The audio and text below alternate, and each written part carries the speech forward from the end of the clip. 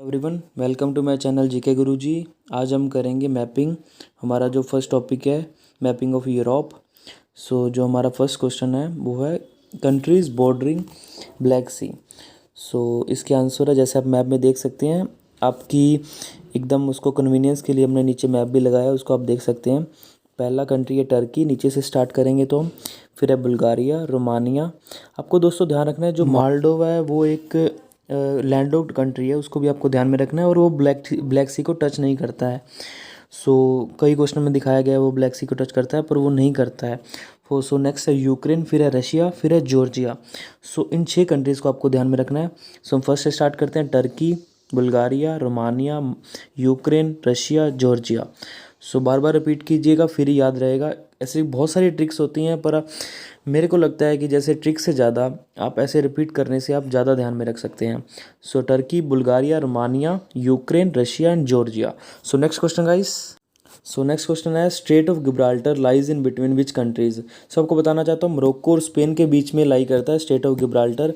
और इसके साथ जो और क्वेश्चन बनते हैं वो भी बताना चाहता हूँ। स्ट्रेट ऑफ गिब्राल्टर मेडिटेरियन सी और अटलांटिक ओशन को जोड़ता है, और मैं आपको बताना चाहता हूँ अफ्रीका और यूरोप को अलग करता है। दोबारा रिपीट करता हूँ, अफ्रीका और यूरोप को अलग करता है, मेडिटेरियन सी और अटलांटिक ओशन को जोड़ता है, और ये है किनके बीच में? मोरक्को और स्पेन के बीच में है। मैं आपको बताना चाहता हूँ, ये जो टेरिटरी है, जो गिब्राल्टर पोर्ट है ना दोस्तों, वो एक यूके ने ओन किया हुआ है। इसको भी आपको ध्यान में रखना है, ये भी क्वेश्चन रिपीट हुआ है 1-2 बार।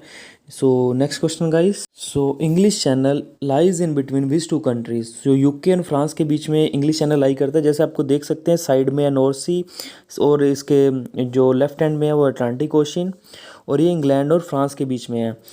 दोस्तों, मैं आपको बताना चाहता हूँ, जो इंग्लिश चैनल, जो पहले इंडियन थे जिन्होंने इंग्लिश चैनल को क्रॉस किया था, वो थे वीडी सावरकर।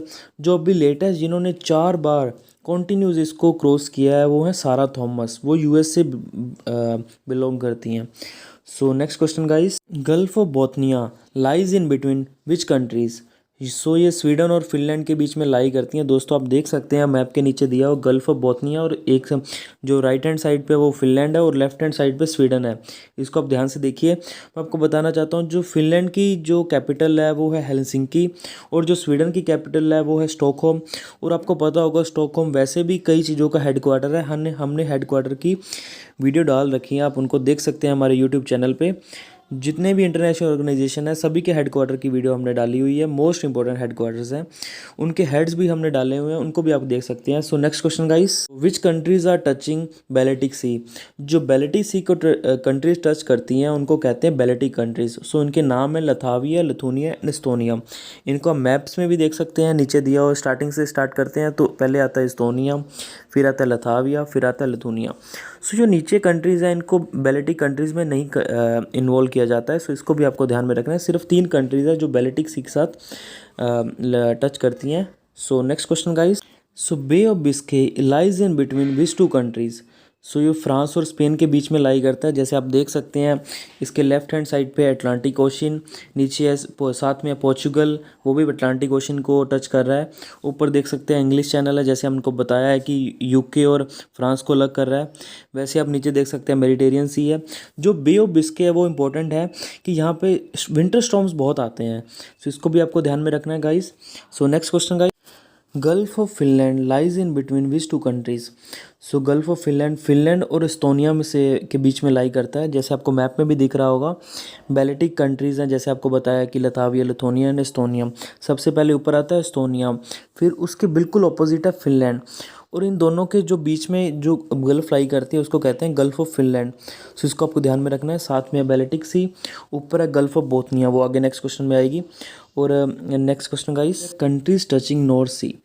मैं आपको बताना चाहता हूँ कंट्रीज जो टच कर रही हैं नॉर्थ सी को, वो है Great Britain, Denmark, Norway, Germany, Netherlands, Belgium and France. इसको आप मैप में भी ट्रेस कर सकते हैं। मैं आपको बस गाइस बताना चाहता हूँ, जो भी आप कंट्रीज ऐसे याद करो उनको रट्टा नहीं मारना है, सिर्फ मैप भी देखना है। जैसे आप राइट से स्टार्ट करते हैं तो पहले आता है नॉर्वे, फिर आता है डेनमार्क, फिर आता है नीदरलैंड, जर्मनी, फिर आता है नीदरलैंड, फिर आता है बेल्जियम, फ्रांस, यूके। ऐसे याद करना है, फिर आपको आसानी से याद रहेगा। सो मैं आपको बताना चाहता हूँ कि क्वेश्चन कैसे आएंगे। जैसे पूछ लिया जाएगा कि नॉर्थ सी को कंट्रीज़ कौन सी नहीं टच कर रही हैं, जैसे उन वो ऑप्शन दे देंगे। जैसे इनमें स्पेन ऑप्शन दे दिया तो स्पेन नहीं टच कर रहा है, तो ऐसे ही एलिमिनेट करना आपको आएगा वहाँ पे पेपर में। तो ऐसे भी आपको याद रखना है कि एकदम प्रिसाइजली याद करना है कि आप एलिमिनेट कर पाओ ऑप्शंस को। So next question guys, Aegean Sea lies in between which two countries. So ये ग्रीस और टर्की के बीच में लाई करते हैं एजियन सी। एजियन सी दोस्तों इसलिए इम्पोर्टेंट है, जैसे पहले कुछ दिनों पहले सीरिया से बहुत सारे जो रेफ्यूजीज़ हैं वो यूरोप के टुवार्ड ट्रैवल कर रहे थे। सो वो एजियन से इसे क्रॉस कर रहे थे, इसलिए एजियन सी बहुत ही ज़्यादा न्यूज़ में रहा था।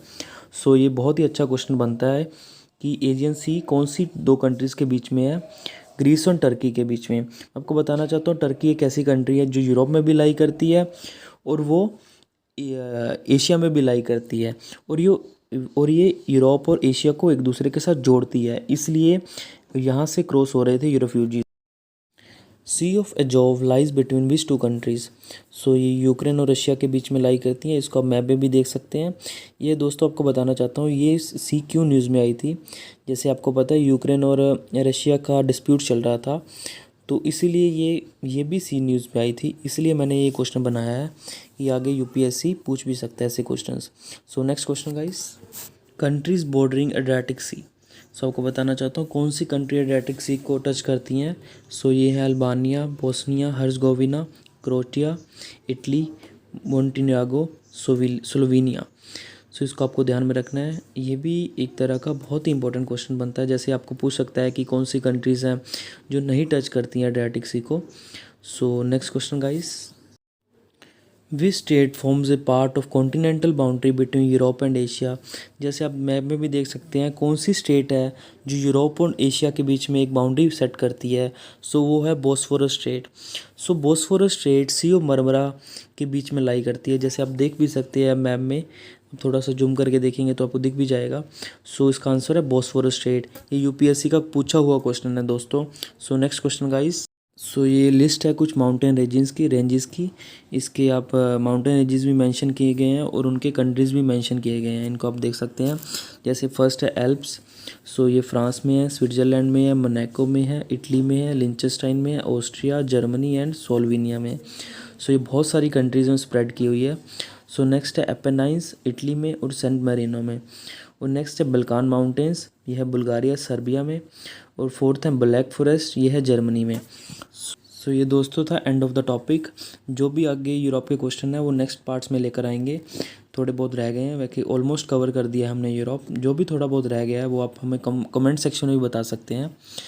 और दोस्तों अगर आपको ये वीडियो अच्छा लगा हो तो प्लीज़ इस चैनल को सब्सक्राइब कीजिएगा और आगे शेयर कीजिएगा। और ये सभी एग्ज़ाम के लिए रेलेवेंट रहेगी ये वीडियो। ये बेस्ट क्वेश्चन है यूरोप से। So thank you guys.